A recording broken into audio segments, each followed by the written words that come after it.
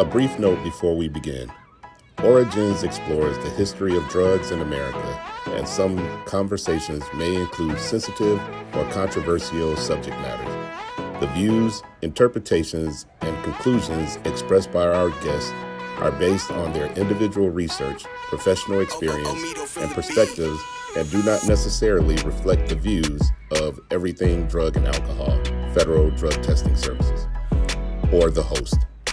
This series is presented for educational and informational purposes. With that said, let's go back to the beginning. This is Origins, the 5 drugs that changed America.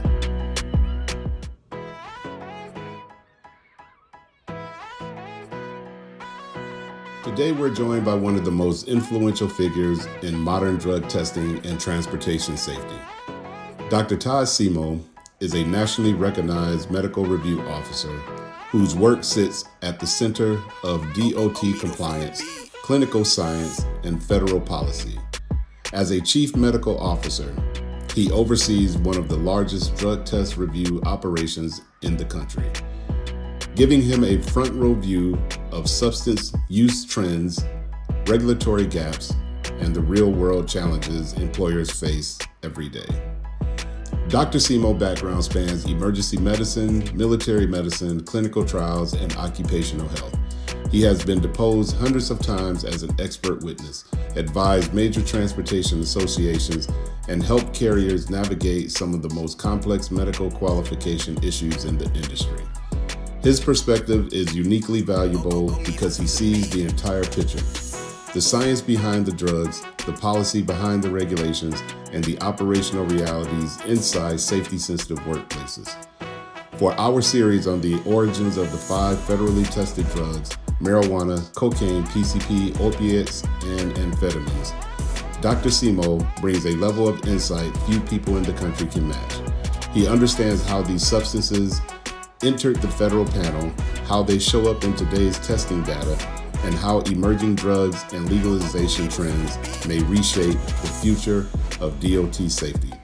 It's an honor to have him here. Dr. Simo, welcome to the program. So everybody, thanks for tuning in and welcome, and let's get into it with my guest, Dr. Todd Simo.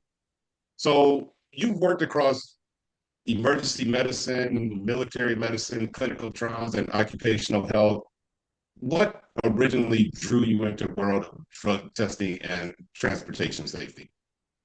No, Greg, hey, thanks for having me on. It really starts in 2001. I came back from a Christmas break, showed up to the clinic in January, and my clinic manager came up to me and asked me, "Hey, Todd, do you want to go to a conference?" And I'm like, "Yeah, sure. Where?" He goes, "Dallas, Texas." And I'm like, "Oh, great. I like Dallas. When?" He goes, "February." And I'm like, "Well, that's a great time to be in the Dallas." And then I go, "What's it on?" He goes, "Well, those drug screen results that we do, you now have to be certified to sign off on them." And I'm like, "Oh, okay. And what's that called?" A medical review officer. So, that was my introduction into the world. So I went to the AAMRO event in February 2001, got certified, and did that for the clinic perspective. And from a clinic perspective, we were doing around 50 drug screens a month that we were collecting on behalf of clients where I was the MRO. But, I met, Joe Tomasino, an MRO that was long in the industry, was the MRO for CSX Railroad and a variety of other companies. And I actually had lunch with him, and he talked about MRO as a business. And I was just interested. And it just so happened that in 2001, I was taking a 10% pay decrease from the clinic, even though the clinic saw 20% more patients in 2000 than we did in 1999. So I kind of looked at the, so to speak, level of work going up and the compensation going down. So I really started, talked to my partner, started a drug-free workplace business really to make up that gap. And I was fortunate enough to just get enough clients and enough reputation that by 2005, I was starting to leave primary, care and go more wholesale into the drug-free, workplace arena. Wow. So you oversee one of the largest drug testing review operations in the country. Um, what is that? What is that? And what's your role?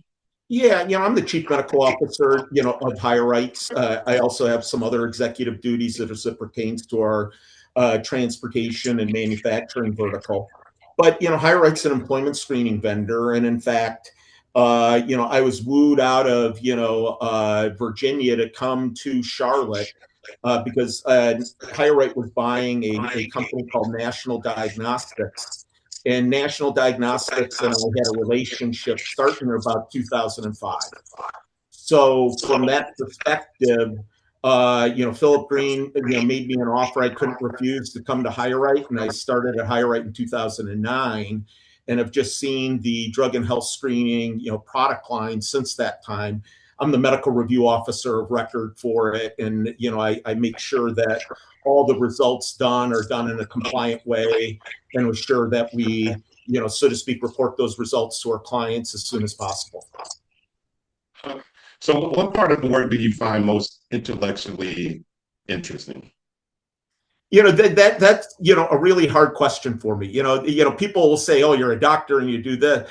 I really Right. find the business aspect the most intellectually stimulating, and the reason I say business aspect is because from a medical decision making perspective, uh, and such, the MRO world and even the fitness for duty world is fairly binary. Can they do it? Yes or no. The business world is actually really interesting in regards to, how do you set up a business? How do you set up, a Six Sigma process to assure that you're able to get maximum efficiency with, as little effort as possible. So it's those things, those brain muscles that I was never trained for in any of my, schooling, that I find most interesting, because those are the things that I tend to learn the most from. Right. And I guess it's also interesting. Do you find it challenging between the non-DOT side and the DOT side? Like, how do you navigate the two sectors? No, again, 85% of all drug testing is non-regulated. So DOT is a small part of the overall drug-free workplace world. But Part 40 really defines a bit of what we'll call standard of care. How you do things. However, there's parts of Part 40 that may not be as applicable, to non-regulated testing. Hence, why the labs will routinely just use MROs for positive review only, in that arena, that they, all the results don't need to go through, an MRO. So there are some differences. We at HireRight, perform comprehensive review on all of our, clients. So there's a medical review process, whether it's with, human beings or through technology, that every result, so to speak, is interrogated by an MRO, and therefore then released after MRO review. Okay. Yeah, I wondered because there's a lot of oversight from the feds when it comes to the DOT side. Is that challenging for an MRO? Yeah, it's at least not challenging for me, because I know the rules and know what lane to stay in, and know that, and maybe it comes from being in the Navy. And in the Navy, you get orders, and what you say is yes, sir, yes, ma'am, and you proceed accordingly, right? Right. It's just is what it is, and you don't deviate. You don't think, well, this part of the regulation I really don't need to care about. So again, whenever any auditors, investigators come to the office, they're really there to assure that you're following the rules. And I'm very confident in myself and the team that works on my behalf, that we're following those rules. So is it a bit distracting? Yes. But again, I actually have met several, DOT mode auditors, and actually like them all. So many of them are contacts. So, it's really one of those things that they become industry friends, and you become a resource for them. Right. And I guess it's also helpful to a client and whatever, knowing that you have checks and balances too. right? Like Oh yeah, there's we're a service agent, right? Everything I do, there is somebody else that's ultimately accountable for it. So, I can say I reviewed it and I did it according to all the rules, but when the rubber hits the road and the agency wants the throat to choke, that throat to choke is the regulated employer. That throat to choke is that trucking company or that transit administration. so you basically oversee a lot, roughly what, over 300,000, you would say, DOT regulated tests, and more than Right. probably over a million non-DOT tests every year. From that vantage point, what emerging, if I would say, substance use patterns are most concerning for DOT regulated employers? Okay, before you answer that, let me throw out mine. So Okay. I would say that the average person will probably say THC or marijuana. Right? Is that accurate or? Oh, the average person would say THC, i.e. marijuana, Delta 9 THC. I would deviate from that. What I see use, and actually within the last year, according to, ODAPC, Office of Drug and Alcohol Policy and Compliance, their data shows that amphetamine now is the number one positive laboratory drug. And when I look at amphetamine and what it does to the brain, I have some concern because, nearly 90+% of people that are positive for amphetamine have a medical explanation. But I really look at this and I go back to my days when I was a real doctor and I had very few people with adult ADD. But now there is just a blossoming of people with adult ADD. And again, it's one of those things that there's not a definitive diagnostic tool. It's not like I can draw blood on you, Greg, and say, oh, your markers for ADD, here's your amphetamine. You're really at someone going through someone's historical information. And if you have a normal brain that isn't deficient in the way that ADD brain is, using amphetamine chronically causes chronic problems. It can cause paranoia. It can cause cognitive issues.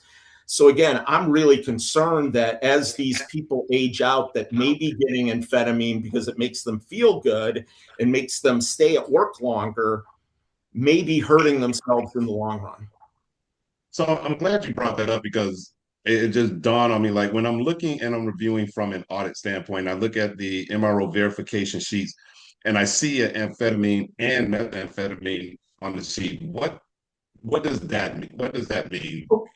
Yeah, well, methamphetamine breaks down to amphetamine. So, in fact, for the laboratory to report a methamphetamine positive, there has to be a certain amount of amphetamine in the specimen for them to officially sign off on it. So, even if the lab result just says methamphetamine, there's actually some amphetamine in there that may be under the level of detection. So, that's why you'll standardly see methamphetamine level of 5,000 and amphetamine level of 2,500. That it's just a metabolite of it. Now there are people that like both of them. They'll get their prescription for Adderall, but they really like stimulants, so they'll also get their drug dealer's supply as well. Get that as well. Okay. Because I was always wondering if like two separate drugs in there or if they just spinning one off the other. One, amphetamine spins off methamphetamine. Yeah. So then on the MIS report, then for those who the management information system, would they put them in both categories then? So it would be taking amphetamine and meth? They do put them in both categories. And okay. Even when you look at FMCSA data in the clearinghouse, you'll see this large amount of methamphetamine and amphetamine that are MRO verified positives. Most of those amphetamines that are MRO verified positives are due to the methamphetamine component. Got it. Well, I'm learning too. So, like these are on my scope. So that's pretty great. So HireRight, you guys support a large amount of which mode, FMCSA or non-DOT? We're largely FMCSA, so the majority of our clients are FMCSA. We do have a book of business that is FAA. We do have a book of business that's FTA. We have very small, the other three, what I'll call DOT modes, even though U.S. Coast Guard isn't really DOT. It's part of the DOT family from drug screening. We support all the modes, but the other three modes are really a rounding error, to the, to FMCSA. Okay. So out of all of that, what is the most common compliance failure that you would see in medical qualification programs, and why do they continue to happen? Again, from an FMCSA perspective, the motor carrier by regulation has to depend upon the certified examiner. Now, there are motor carriers, and we do have a book of business where we review exams on behalf of motor carriers as their ad hoc medical department. And where the medical examiners tend to fail, I call it the big three, or maybe even the big four. Cardiac disease. So there's certain parameters that if you have a heart attack, that FMCSA, based upon their expert medical panels and medical review boards, says, hey, you need to have a normal stress test after your cardiac event. You need to have, a normal ejection fraction, which means how well your heart contracts. Those things have to, be documented. And most examiners go, I just don't feel like getting that. So that's, one. Sleep apnea is another. So sleep apnea compliance. FMCSA has some rules that if you have moderate to severe sleep apnea, you have to have CPAP treatment and you have to have a certain compliance. I see that being failed often. Number three is diabetes. So examiners will notice people, drivers that have have sugar in their urine. So they have glucosuria. And they won't do anything about it. They'll just say, oh, you're fine. Well, again, glucosuria is a marker that your blood sugar is up over 200, because you really don't start spilling blood sugar until your sugar level's over 200. And that shows uncontrolled diabetes. And if you have uncontrolled diabetes, you certainly shouldn't be driving a 60,000 pound, vehicle of mass destruction down the road if you're not in diabetic control. And then the last one is actually medications. So there'll be a driver that'll document, oh, I have anxiety and I use Xanax. Well, Xanax, being a benzodiazepine medicine, works along the same pathways that alcohol does. So essentially, taking a Xanax tablet is like taking the pill form of a couple martinis. And you certainly don't want the driver of a commercial vehicle having a couple martinis before he or she gets out on the road. So I know this wasn't on my list of questions, but I kind of like to vary off on certain things. But you bring up alcohol.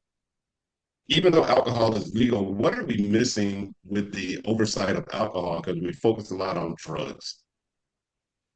Again, alcohol is the number one drug of abuse in the United States. That should always be, I spend a lot of times talking about drugs.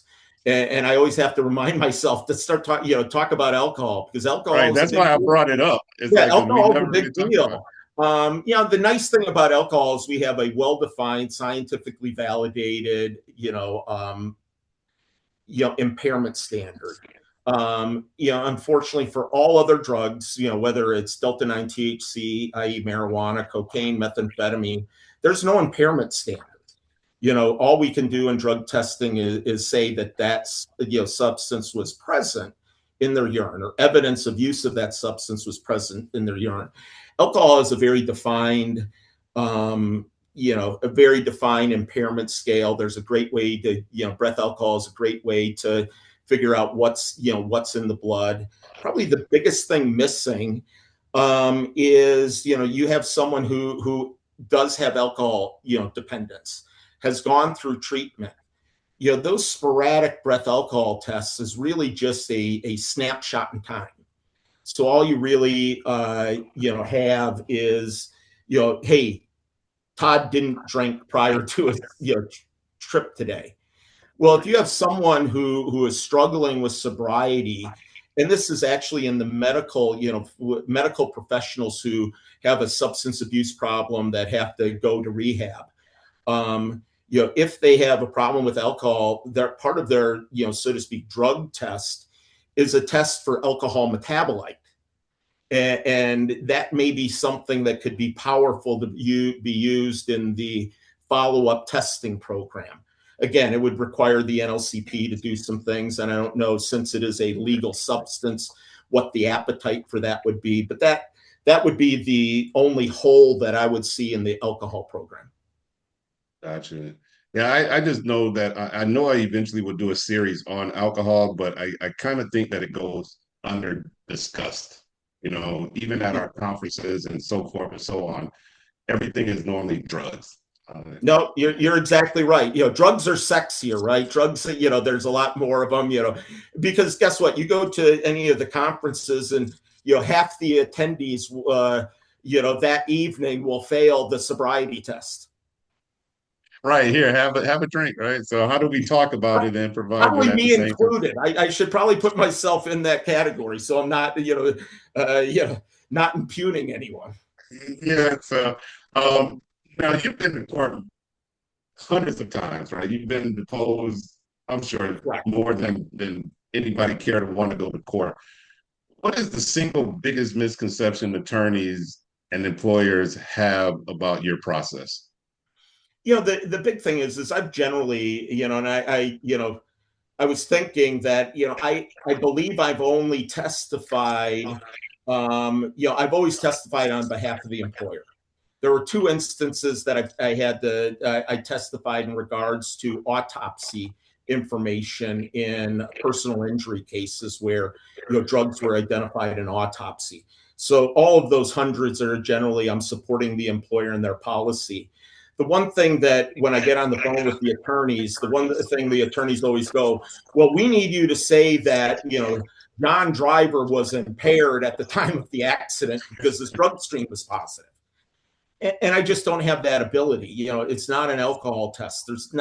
I can infer impairment. I can say that using cocaine causes erratic behavior and can cause accidents. I can, talk about the long impairment that, cannabis causes to the endocannabinoid system and how that higher brain executive functions impacted for days.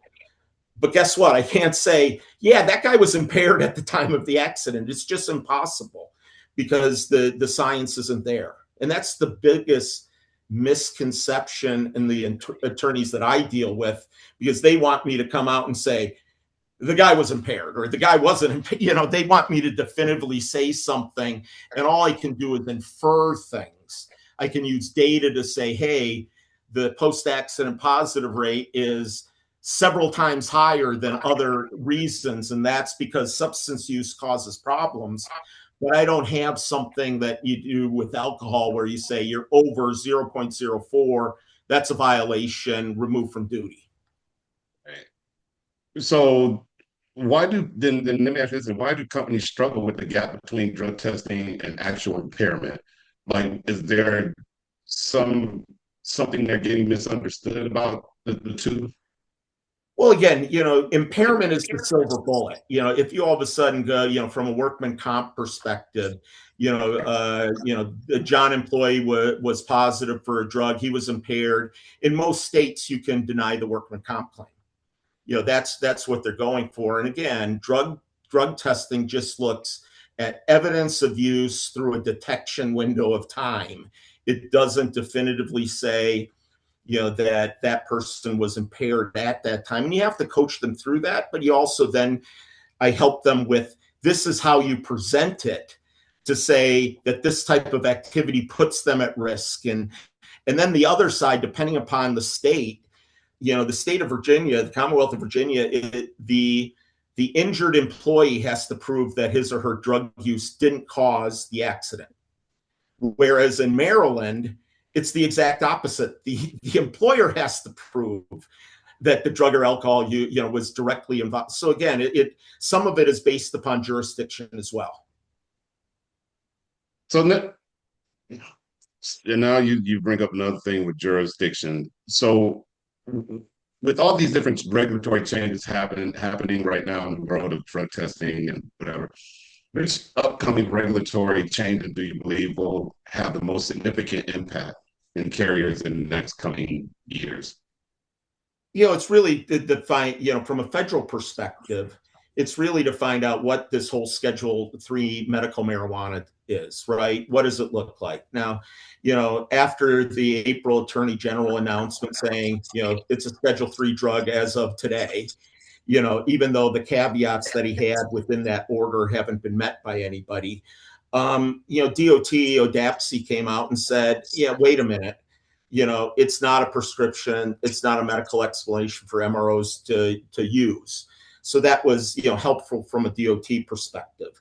When you start going, further down the road, and based upon, the Omnibus Transportation Act of 1991, if, marijuana, Delta 9 THC remains a Schedule 3 drug, the National Lab Accreditation Program can no longer certify labs to test for it. So there is a potential that Delta 9 THC will, so to speak, fall from the panel unless there's another presidential order that says the department, the federal government retains the right to, the labs, the National Lab Accreditation Program can do, so there needs to be some action, taken. And I really think that the soap opera of Schedule 3, medical marijuana, it has just begun, and we have to see where all the dominoes lie. And that's a ongoing talking point because I see it all over social media, with the marijuana aspect of it. So with marijuana, being that marijuana is legal in many states, but remains prohibited, of course, for DOT, safety sensitive people, what is the single biggest misconception or misunderstanding that employers face because of this conflict? Well, what you see here is, the DOT rules are pretty straightforward, but you do have, executives, management in those companies that think marijuana is just, like smoking a cigarette. It doesn't cause any problems. You can smoke marijuana, on your off-duty time, just like you can, drink alcohol and be fine. Well, the reality is alcohol is impairing upon a blood alcohol level achieved. And as body removes that alcohol from your blood, your impairment goes away. Marijuana, on the other hand, if you go out and smoke a joint tonight, you're going to start feeling impaired. Well, if we drew your blood levels are going to be fairly high after about an hour. But after about 2 or 3 hours, your blood level is going to start going down, but your impairment still is going up because marijuana is not impairing based upon a blood level. Marijuana is impairing based upon a level of Delta 9 THC or all of the cannabinoids that are retained in your brain. So that's why it has that longer window of impairment than alcohol does. So do you believe that the federal and state conflict increases the risk of employees unintentionally violating the federal rules? Most certainly, right? They'll say, oh, it's legal here in, Ohio or Michigan, hey, it's legal. I just use the legal substance. So again, we're doing those people a disservice, but it's really incumbent upon the employer, their safety meetings and stuff to reinforce, hey, this is a prohibited substance, and even further than that, there's a variety of over-the-counter cannabinoids out there, right? The CBD that you buy at your gas station. When I'm thinking of where do I get my most credible medicine, I always think about Amico. I should get it at the gas station. No, but unfortunately, there's people that go there and I have aches and pains and I'm going to use CBD. It's an unregulated product, and many of those products have a high amount of Delta 9 THC or just enough Delta 9 THC that you can have a drug screen positive.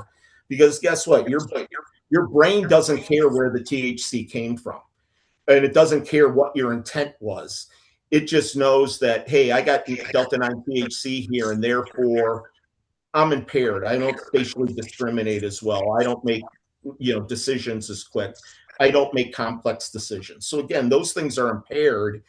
And so again, that's why those safety professionals need to reinforce, hey, don't do this, even though it's legal here in Illinois. And we recommend that you don't go and get your medicines from the gas station. because that can cause you problems. Since all of this started, have you seen an influx in people trying to use medical marijuana or I, medical at letters or least in whatever? the DOT arena, no. And even in the non-regulated arena, we haven't had any increase in the percentage of people that allege medical marijuana. It's been fairly static. But as it rolls forward, I can surmise that there'll be a whole lot of people that will get a medical marijuana card, and then potentially buy their stuff from their small business criminal called the drug dealer. Right. So where are we sitting with fentanyl? Again, we're still waiting for ODAPSI to make its mind up. They released the notice of proposed rulemaking almost a year ago now, right? I think it's been 10 months, and they're still trying to decide, do we put it on the panel or not? I know some of their challenges are with the lab accreditation program, and the reagents for fentanyl and oral fluid haven't been FDA approved. So, they could approve it, but they couldn't launch an oral fluid program. So there's a lot of moving pieces there that I think just need to be resolved. I have confidence that it will be added to the federal panel. I mean, the DOT panel, it's already on the HHS panel. So I believe that it will be added. I'm not even going to guess a date. Well, so then, okay, now let me ask you for another one that I get a lot of questions on as well, and I just say, I don't know, is oral fluid. Again, oral fluid, oral fluid, ran into a challenge because HHS already approved fentanyl. And based upon the rules of the National Lab Accreditation Program, all of the reagents, if it's going to be a federal test, have to be FDA approved. Now, FDA released a rule, notice of proposed rulemaking that's saying, hey, for federal drug-free workplace, we can use an exception and not go through the normal FDA process. I believe once that happens, the labs will fall into line and get approved. I know one of them has already submitted their package to the National Lab Accreditation Program, and I believe two more are either submitted or are almost ready to submit. Again, it's really the fentanyl thing that's holding them up. Gotcha. Okay, so let's take a step back. So you said you were in the Navy, or you were in the Navy, and I'm a former Marine. There's no such thing as a former Marine. You're always a Marine. Well, I left and went to the Army, so I guess. Oh yeah, no. Now you have to give up the Marine part. You are a former Marine. Split it in half, right? So your Navy career included emergency medicine, you had military medicine, and then you Okinawa, Connecticut, and a bunch of places around the world.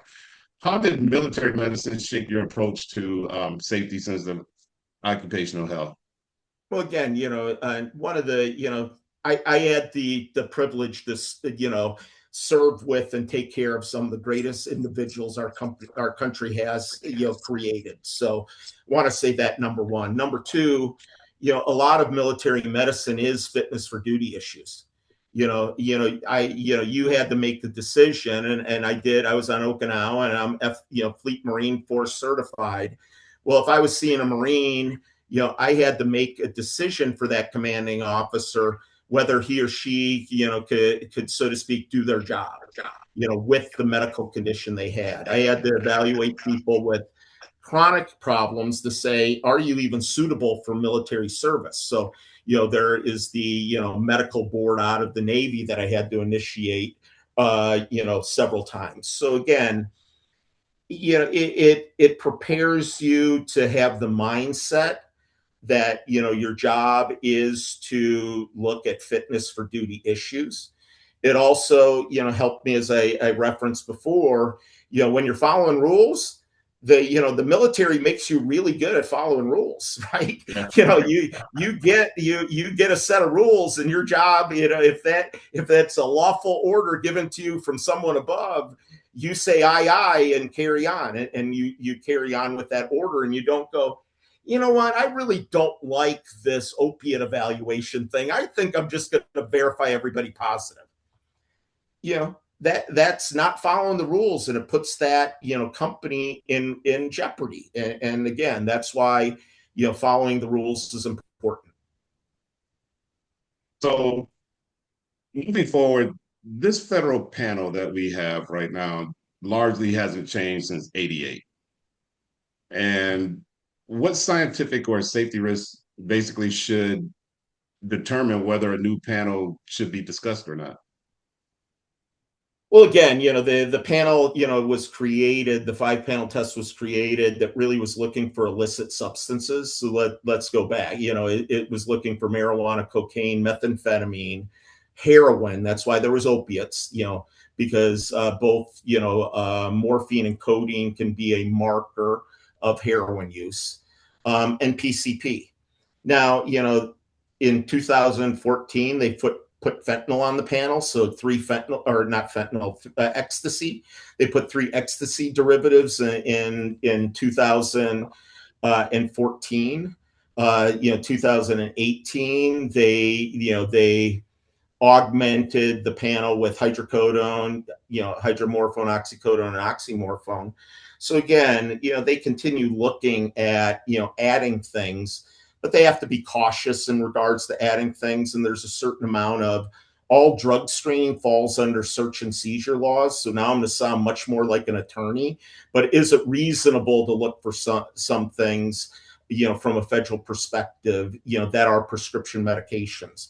Again, that's what, the regulators, the people at HHS, need to consider.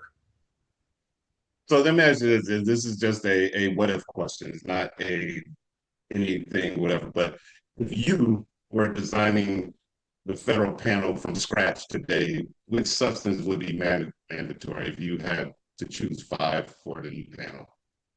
Well, again, say, guess what? Delta 9, THC needs to remain on the panel. Cocaine needs to remain on the panel. Amphetamines need to remain on the panel. Markers for heroin need to remain on the panel. I don't think PCP and ecstasy really need to remain on the panel. We don't see that much. Certainly, based upon Quest data, with the big jump in lab positives for fentanyl in their drug screening index published last fall, I believe fentanyl needs to be on the panel. And then you can look at other things like, should psilocybin be on the panel? What are some of the other emerging drugs that are Schedule 1 that are out there?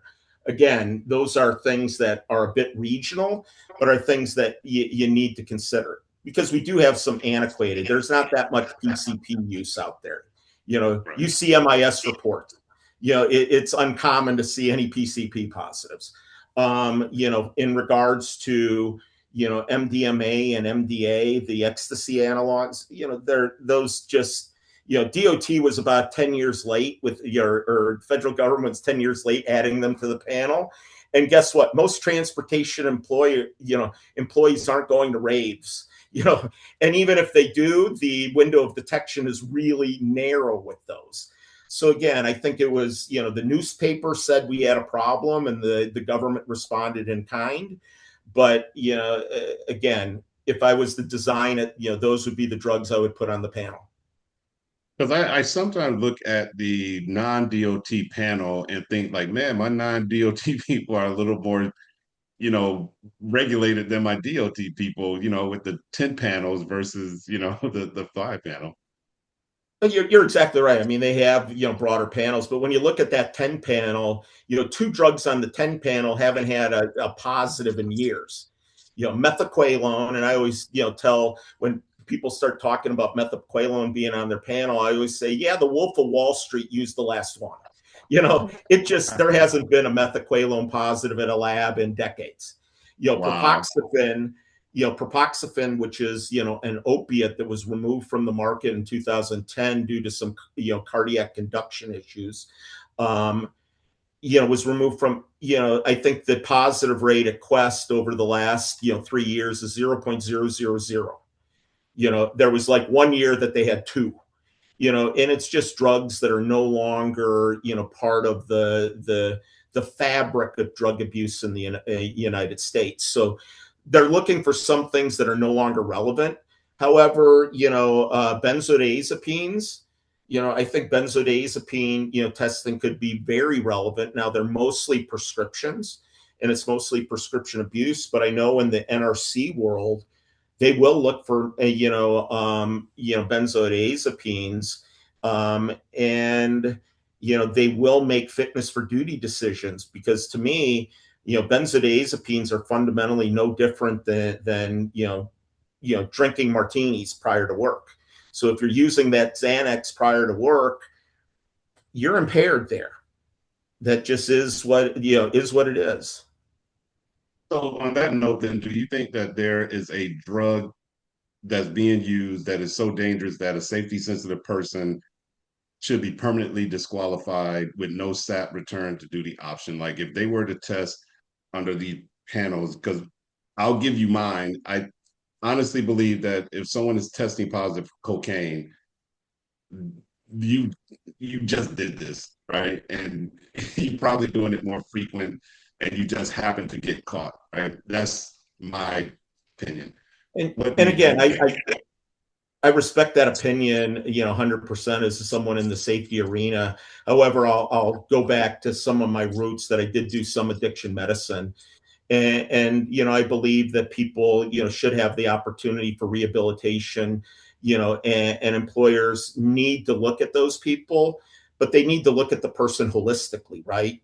Was this a good employee? Was this that, and really evaluate. So I don't think there's a drug that I would say you're automatically disqualified, but I also like the FAA stance. You get two bites of the apple, then you're done. Unfortunately, FMCSA has the stance that you can have as many bites of the apple as you ever want. If the person doesn't take the first opportunity to be clean and sober, because again, they are safety sensitive positions that relate to public safety. So this is, you're putting, your loved one, when that truck driver is using a substances and he's putting the general population at risk.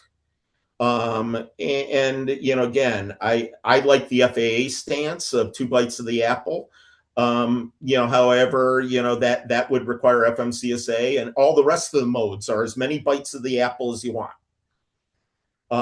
Now you may not be able to get a job but there's plenty of employers out there that will, hire that person. And unfortunately, there's plenty of employers out there, especially in the motor carrier arena, where 90% of motor carriers have less than 10 trucks. That these are small businesses that don't exactly follow the rule, that don't do the clearinghouse query, just say, hey, you got a CDL, here's the truck, go move the load. And those companies are putting the general public at risk. So I guess it does, and I guess that's in the, I guess that goes back to more of an opinion conversation as to what should be permanently banned or disqualify someone. In my world of FAA, of course, the two, do that. But so if you could change one aspect about the drug testing policy to improve safety outcomes, what would it be? Again, I think a lot of motor carriers are going to, jumping up and down when they hear this. I think hair testing should be allowed for the federal panel. I think the science is there. I think some of the issues that have been brought up throughout the time in terms of, a color bias, in terms of, passive exposure being an issue, I think those have largely been resolved. And again, when you look at a hair test, the hair test is more analogous to a background check. than it is, a spot check. So you're getting a larger picture of that. So again, I think, hair testing as a federal specimen, would improve safety. Well, we've got to get past oral first. And Yeah, no, you got to get past oral. Oral's a lot easier specimen. So again, we got to get one thing done right. we got to get one done. But you asked the question, so I had to give my answer. Yeah, I agree. I agree. Now I have someone listening from JB Hunt right now is doing a victory lap. I know, right? So what is the single most important thing transportation employers should be doing right now to prepare for the next decade of workforce health and safety challenges?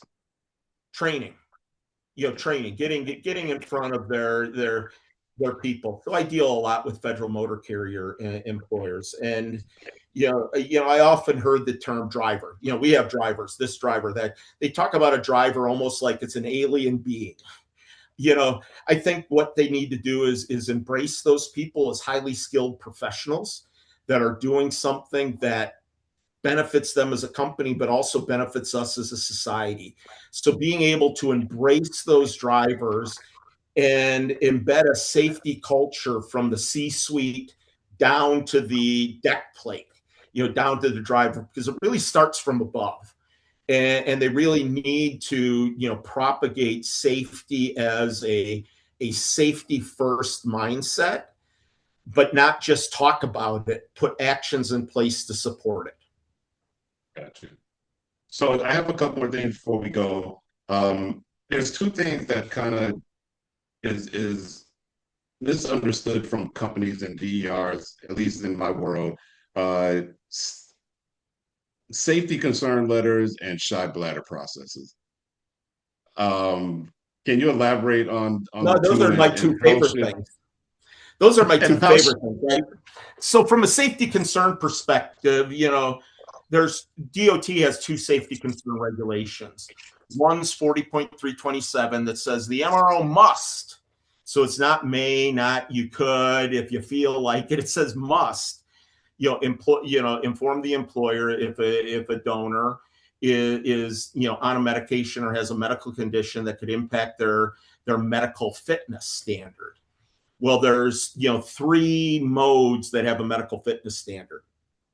Federal motor carriers, so commercial drivers do. Merchant mariners do, Department of Homeland Defense, but still part of the DOT family for drug screening. And then FAA pilots. Those FAA pilots have to be, so to speak, I think Class A pilots have to go through an exam every year, and they have to disclose everything they're using, and most medications are considered disqualifying for them. So from that perspective, that's the safety concern. And I'm able to relay immediate safety concern if a driver, or a merchant mariner or pilot is on, any medication that could impact their medical fitness. Well, pursuant to the opioid addition in 2018, ODAPSI added 40.135, which is a latent safety concern. And that latent safety concern, I have to allow the donor a week to get with his or her treating physician to find out if that medication is considered disqualifying for them or not, or if there's a safety concern with it or not. Not a big fan of the rule, but it is the rule. So therefore, I comply. But, from that perspective, when an employer gets a safety concern letter, that employer needs to take immediate action. And that immediate action should be removal from duty. And that immediate action then should be, hey, if it's an FAA pilot, I got to get with the flight surgeon's office to find out if they're aware that, Sally pilot is using amphetamine. And if she didn't disclose it, well, guess what? There's probably a violation there, right?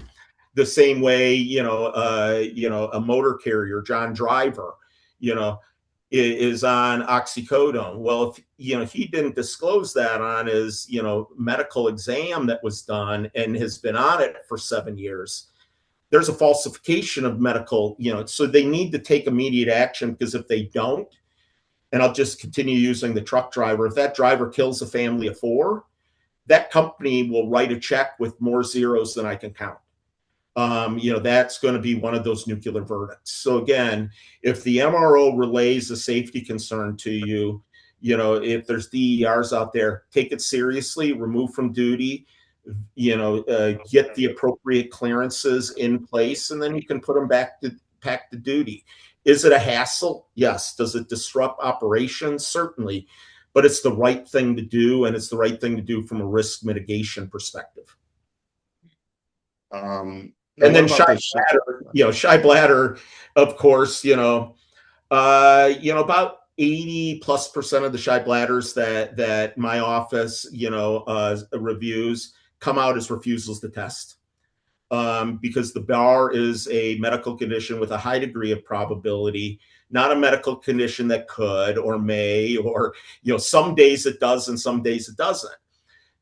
But, those shy bladders, again, my recommendation is to remove from duty as soon as you're notified of a shy bladder, to allow that person to get to the shy bladder evaluation, work with your MRO to find a physician agreeable to him or her, and then get the shy bladder done, and then have the MRO render a decision, whether it's a refusal to test or whether it's a test cancellation event. I know with oral fluid, they said, if you have a shy bladder, you can do oral fluid instead. I recommend to employers not to do that. And the reason for that is, people using substances aren't dumb, and the detection window for, drugs in oral fluid is shorter than that of urine. Therefore, these drivers are going to go, well, I used marijuana 3 days ago. I want to do an oral fluid test instead of a urine test. When you let the donors start deciding what specimen that they may be able to use, I think that's just bad for general safety purposes.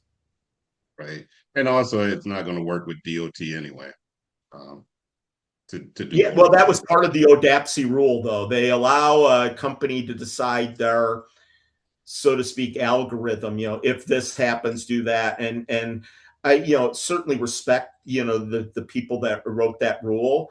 It makes sense until you start teasing back the data, because again, the majority of shy bladders, the vast majority end up being refusal to test because it's a person that just didn't feel like urinating that day for whatever reason. For whatever reason. So my last question for you: what advice would you give to DERs and compliance officers who feel overwhelmed by the pace of all of these regulatory changes? Partner with your MRO. I mean, get to know your MRO. Again, I've had some talks before where I talk about the MRO, and I use the MRO as the Wizard of Oz. The MRO is the booming voice that comes out saying, John Driver's positive for cocaine, and then goes away. Really partner with your MRO, partner with your TPA, third-party administrator. They're both your service agents. They work for you. Get a value out of the dollar that you're spending with them by actually building a relationship, that you have a go-to person that when you have a question, concern, or something's happening. Right. And anything else you'd like to say before we close out? No, again, we've talked a lot, but I for all, any of the, so to speak, drivers, all the people out there that support us from a country, from a transportation perspective, I just want to thank them, because the vast majority of the people that are out on the road are clean, sober, and professional drivers. So again, on behalf of my wife that you bring toilet paper to, I need to thank you, because she goes through more toilet paper than any one human being I've ever seen. Even using to clean other stuff with. I don't know what she's doing with it. I have no idea. I just know the roll's always empty when I go in there. That is funny. But Dr. Simo, thank you for taking us inside this operational, clinical, and regulatory realities of modern drug testing. You oversee one of the largest review operations in the country, and your perspective on emerging substance use patterns, FMCSA compliance failures, and other DOT, modes of the evolving MRO roles gives our audience something they rarely get, which is clarity, grounded in both medicine and policy. Throughout this conversation, you help connect the dots between impairment, safety-sensitive decision-making, and the regulatory changes carriers be navigating on forever and ever, and over the next decades to come. For DERs out there and compliance officers and transportation leaders listening, your insights offer roadmaps for how to stay ahead of the shifting drug and alcohol landscaping as far as the soon to come oral fluid impairments, right? Implementation and the increase in complexity of workplace testing. So as we continue our series exploring the origins, science, and true crime history behind the federal drug testing panel, your expertise reminds us why accuracy, fairness, and operational discipline matter.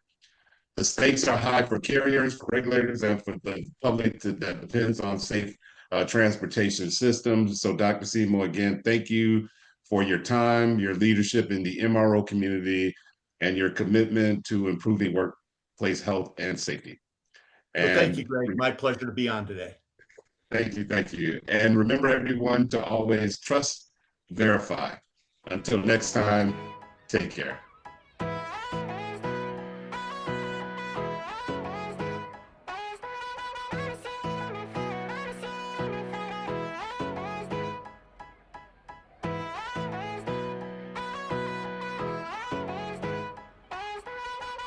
Omido for the beat.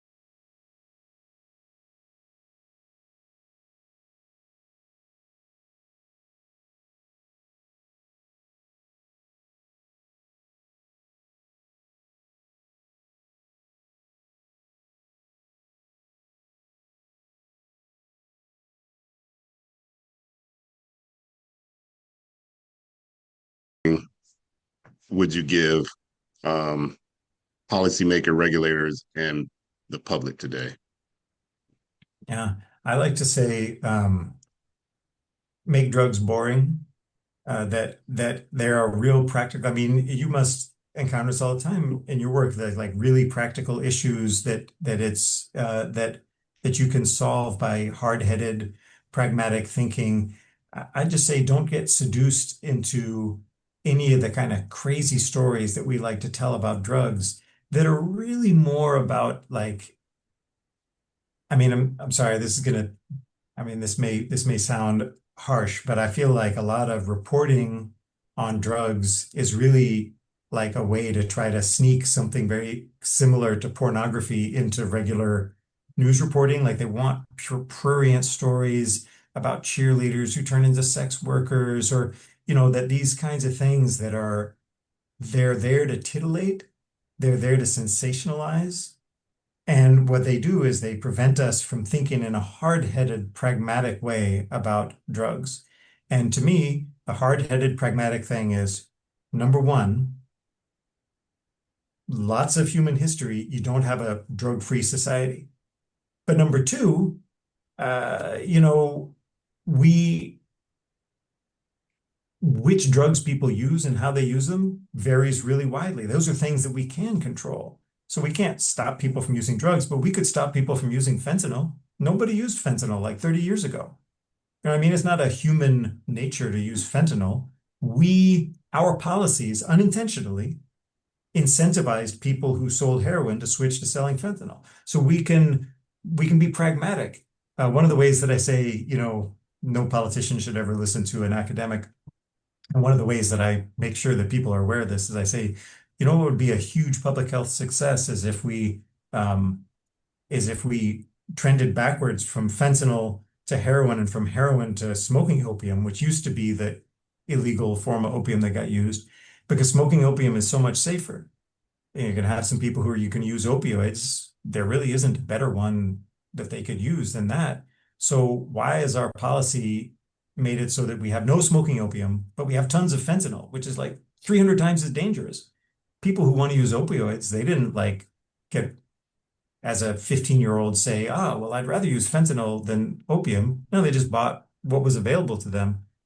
So, okay, just to get back to that second way, just be pragmatic. Don't get lured into thinking in sensationalized romantic ways about drugs. It's a problem like highway accidents. Just like, work the problem. Don't get distracted with stories of sex and race and morality and all this stuff. Just work the problem. That's what I'd say. So then, what would you think is the biggest myth that Americans still have about prescription and addiction? Yeah, man. These days I wonder if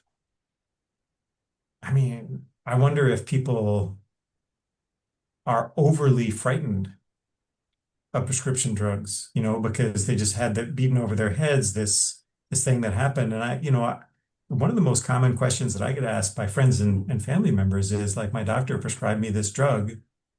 Should I take it? Or I don't want to take it, or this is just bullshit, right? I shouldn't do that because they're just in the pocket of Big Pharma or whatever. And I'm like, wait, you know, there, even the drugs that you are most afraid of are really valuable. Like OxyContin, it's a Right. really valuable drug. Like the question is when and where. So don't start, so I think sometimes in some ways some of the misconceptions they might have now is that like it's inevitable. Oh, you had tooth surgery. If you take that opioid, you're doomed. Uh, You know, it's complicated, but it's not. Uh, we need these medications. So my last thing for you will be the last thing for them. What would you like to leave to the listening audience? Wow. Well, if you're, as a historian, I could say after an hour and a half, if you're still awake, one thing, good for you. Like, well done, respect. Um, and I guess I would say, be hopeful. This is a problem that we can solve. Like, we can't solve human problems. Like, we're all going to die one day. We're all going to be sick, have heartbreak, whatever. We can't solve it in that utopian sense, but we can solve it in the sense that it's not a crisis anymore. We can do it.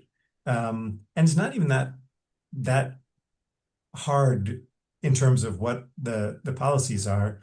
It's a heavy political lift, but I just say, don't give into a feeling of doom about it or fatalism, because